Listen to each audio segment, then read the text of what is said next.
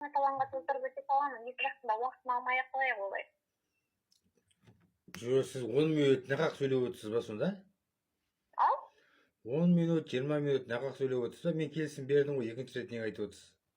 Жоқ, жаңа сенсіздік танытып жатырмын дегенде айтып жатқаным ғой. Жоқ деймін, сендер мына оңтүстіктіксің ба, қаяқтықсың сен?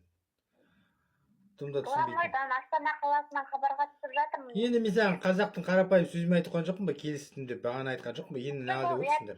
Түсіндім. Түсініп тұрған жоқпын сен. Енді қараңыз, сізге 14-14 деген алтаныққа дейді код барады, ешкімге айтпайсыз. Ұлпан маған 14-14 код келді деп ескертіп өтсеңіз. Жоқ, мен сізге қалай звондаймын?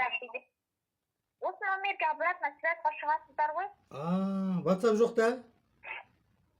Жоқ, WhatsApp желісі емес, бізде мемлекет тарапынан тыңдалым жүріп жатыр қазіргі таңда. Ой, пырмай, мен сеніп тұрған жоқпын. Ой, пырмай, молодец. Рахмет. Мен кеше ғана жазып қойғам жұмыспен қамту орталығына, Құрманғазы жұмыспен орталығына кеше ғана жаздым. Сонан көріп қалдым екен, может, мені.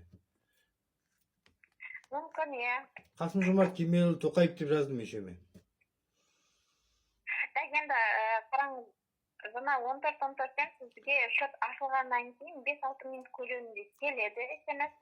Осы номерге обратно связьға шығасыздар. Общий линияға түсесіздер, сіздер бұл номерге хабарға түскеннен кейін. Ұлпан Қайрат қызына немесе 5-ші операторға қосып өтесіз бе десеңіздер, мамандар маған қосып өтеді. Аха. Түсінікті ғой, одан кейін мен сіздерді екінші этап регистрациясынан өткіземін, ол этапта жаңа сіздің данный документтеріңізді акиматқа және қазпоштаға отправка жасайтын боламын. Одан кейін қай жаққа барасыздар, қалай істейсіздер, не істейсіздер, оның барлығын толығымен сол жақта түсіндіремін екінші этап регистрациясында. Ұлпан, мына әлеуметтік желіде неге сіздер жарияламадыңыздар? Ау? Әлеуметтік желіде естіген жоқпын ғой мен осындай жаңалықты. Жоқ, негіз жаңалықта да көрсетті ғой ол. Қазпошта деп па? Жаңағы не көріңіздер, TikTok желісі, Instagram желісіне постке жазып көрсеңіздер, болмаса жаңағы не Google-ға кіріп жазып көріңіздер, атаулы әлеуметтік көмек бағдарламасы деп. Кім деп?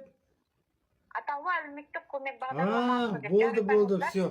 Атаулы көмек бағдарламасы жазып алайын, не. Рахмет Ұлпан, рахмет Қайрат қызы. Барлық ақпарат сол жақта шығатын болады. Мынау керемет жаңалық болды. Мамам айтам, сенбейтін бар мамам.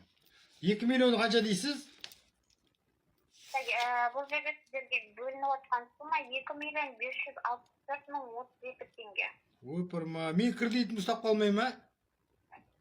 Жоқ, бұл сіздерге мемлекет тарапынан беріп отқан қаржылай көмек қой, ешқандай да банк счеттары ұстап қалмайды. Соны өзіміз пайдаланамыз. Сол жұмысқа да кіруге болады ғой да, жұмысқа кіре алсақ та? Жоқ, бұл суманы алғаннан кейін сіз өзіңіз білесіз, не істейсіз, не қоясыз, жаңағы бизнес ашасыз ба, немесе қаржылай жаңағы. Мен просто анамды қарап отырмын, анамды. Жұмыс іздеп жүрген жоқпын, анамды қарап отырмын, 80-де анашым. Енді сол 14-14-тен кейінге де хабарға түсіп өтіңіз, жақсы ма? Болды, рахмет. Қызметтеріңізге сәттілік. Керемет, молодец, сау болыңдар.